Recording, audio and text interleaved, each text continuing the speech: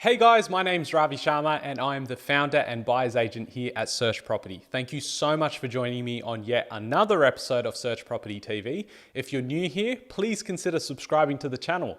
We're talking about Australian real estate, Australian finance, the economy, and of course passive income and financial freedom. So if that's stuff that you like, then you definitely want to subscribe to this channel. I'm bringing out 3 to 5 videos every single week. And of course, if you want more than that and you want more access, then I've got a Facebook group, a private Facebook group that I've created about 2 weeks ago. We have over 400 members already. So that's super exciting. Thank you so much for the support.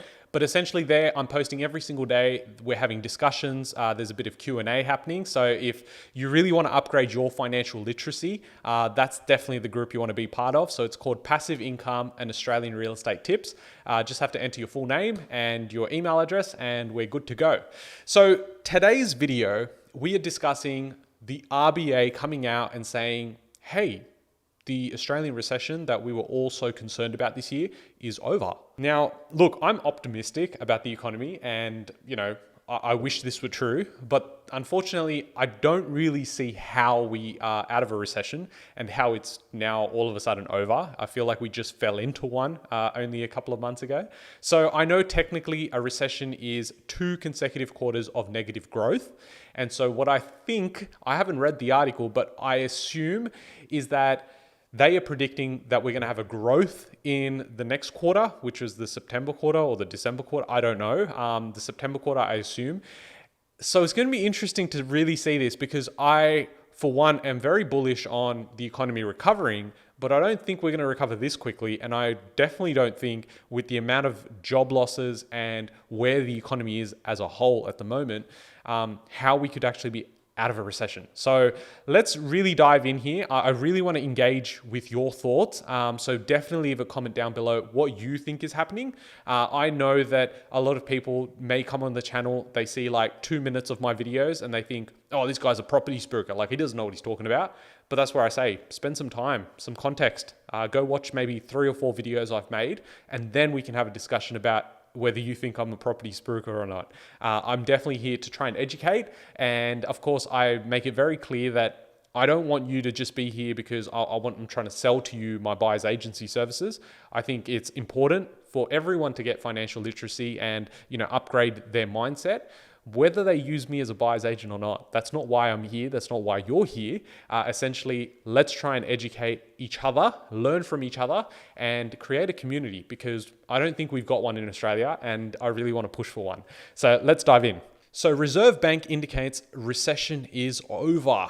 Wow. I definitely know one thing is a guarantee. Consumer confidence and business confidence are at almost pre-COVID levels, which is crazy to think about. So I'm not sure if that's got to play a part, but let's continue. The Reserve Bank of Australia says its best guess is Australia's economy grew in the September quarter, spelling an end to recession. Okay, so it's a best guess. The Reserve Bank of Australia says its best guess is Australia's economy will grow in the September quarter, ending the recession. At Senate, estimates on Tuesday, RBA Deputy Governor Guy Debelle said Victoria's 12-week lockdown would not hinder the nation's recovery from its first economic recession in over 3 decades. Our best guess is it looks like the September quarter for the country recorded positive growth rather than slightly negative. Now, it's important, guys, here, as much as I am very optimistic about life in general, but about the economy and where it's headed, I think a small percentage increase or growth or a small percentage negative does not spell the end of the world. It does not mean that we are in a boom. It does not mean we are in a bust and that the world is crashing. Let's just get real about this. Obviously, clickbait articles are definitely going to get more views. To a certain extent, my videos, the thumbnails and taglines, the titles itself, they need to get you in. But unfortunately, there's too many people that sort of take it out of context and they think that, oh my God, now the world's crashing because everything went down by 1%. Or, oh my God, the Sydney market's booming because it didn't go negative. I'm not saying that at all. I just know real facts and figures. I'm on the ground when it comes to regional properties in South Australia and New South Wales, Victoria, Tasmania. I know what's happening there and I'm talking to a lot of agents, 10 to 15 agents from different parts of the world, parts of Australia really. And we are talking about how they are so busy. The properties that we're selling a month ago are taking so much less time to sell now. 6 months ago, certain prices were there. They've grown. So it's really about me understanding what's happening on the ground. But this is more of the media saying their spiel on it, right? So let's continue. As best as we can tell, the growth elsewhere in the country was more than the drag from Victoria, and possibly the drag from Victoria was a little less than we had guessed in August. Well, guys, the thing is here is all these predictions that came out, August or even earlier than that, when COVID really kicked in, none of these economists or bankers really had any idea of how big this could be. I mean, for us as well, like when I say us, people that are in the industry for real estate, we didn't really predict what was going to happen either. I know for myself, I made a video about what I think was going to happen, but it was the best guess, like everyone's best guess, exactly what they're saying here. So take it with a grain of salt, but we've also got to see context as to, why they're saying certain things and what sort of fundamentals are they looking at. The RBA is expecting GDP for the September quarter will be track positive, following the steep fall in the previous quarter by 7%. That was sort of expected given everything was shut down. Dr. DeBell said government spending would need to continue until unemployment levels were comfortably below 6%. Nothing premature tapering off economic aid would hinder recovery efforts. The RBA is expected to review at its board meeting next Tuesday if it will further cut interest rates to alleviate pressures on facing the economy. I can't read it all today. Okay, so a couple of things here, right? Government spending is the key. Now, we have spent a lot of money. The Australian government is spending a lot of money. We are in unprecedented times with the national debt level at its all-time highs. Now, what's important here is that we expected that. Now, I'm going back and I'm talking about this stuff on my Instagram channel or Instagram page. I'm talking about it on my channel here, that for months I was saying that, look, we're going to have unprecedented times where we're going to have so much spending, so much debt. And I had said at that time, about $1 trillion is what is going to be spent for the Australian economy to continue motoring along. I think we're getting fairly close to that number in the next 2 to 3 years. Now, what happens with that is that money needs to get found in the economy somewhere. I'm not saying it's property. I'm not saying it's metals. I'm not saying it's shares. I'm not saying it's business. I'm just saying put the dots for yourself together, okay? Use some accountability and really think about this. Money just got printed. Money just got created out of nowhere. It has to find its way somewhere. And that's why people talk about hyperinflation and the inflationary period that we're going to see after a recession. And it's always happened every time in history. Now, yes, that might be delayed. Yes, what does that recovery look like? We're not really sure. But what I'm saying is, it's definitely going to happen. It's just a matter of where and how rather than when and if.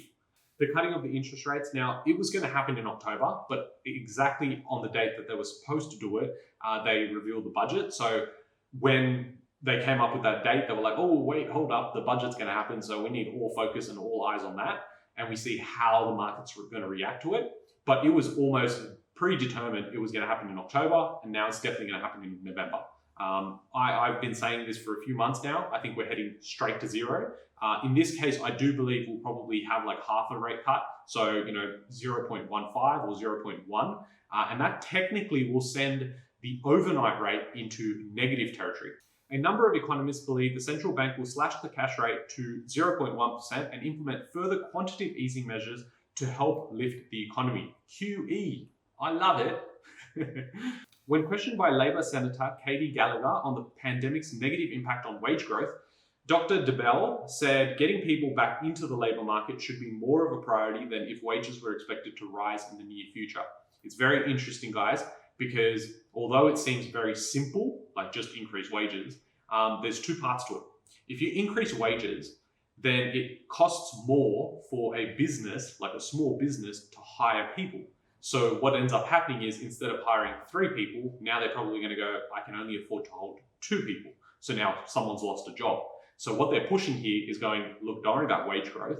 Don't worry about what they're getting paid. Let's just get them into a job, because if they're getting paid, $15 or $20 an hour, it's not going to make a world of difference at 23 or 24.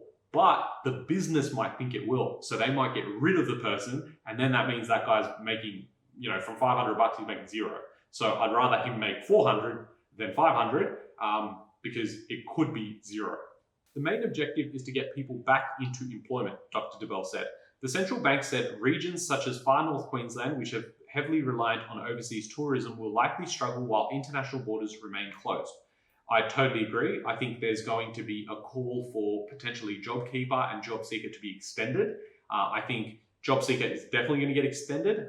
There's already talks about that for December and what that looks like moving into next year. They might even just go sector by sector. So tourism, is going to be the biggest hit. I think the airline industry, domestic travel only makes a portion of their profits. It's really the international travel.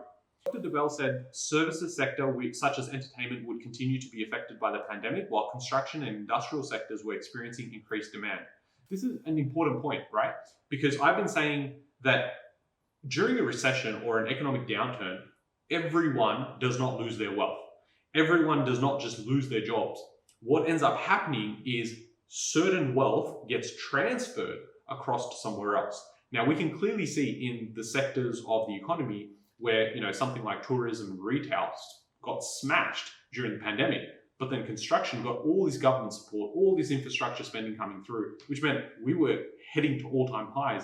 Construction levels are huge in terms of certain, industries and certain parts of the economy. So it's the same with investors. It's the same with people. Certain people actually got promoted during this time, whereas some people lost their job. That's just how it is. It's not just automatically everyone losing their jobs and everyone's losing their money. It's just people are getting transferred that wealth from somewhere else and it's going to somewhere else, if that makes sense. Guys, what do you think? What do you think is happening here? I don't believe we're completely out of a recession at all. I think we are in the middle of it. I think we are having issues with the fact that there is so much unemployment. There is debt there, but I'm less concerned about the debt because every time they cut the rate, the debt there becomes cheaper. So if you were looking at say something like property, right? Is if someone borrowed enough money and they were able to make repayments of say at 4% interest rate on $1 million, now if the interest rate's at 2%, they can afford the same repayments on double that amount. And that's why there is such a correlation between when interest rates get cut to property prices. Now, I'm not saying that automatically because interest rates are cut, property prices are going to go up. No, and I definitely don't think they're going up everywhere. I believe that there's going to be certain markets, sub-regions in these markets that are actually going to do quite well. Again, it's the transfer of wealth.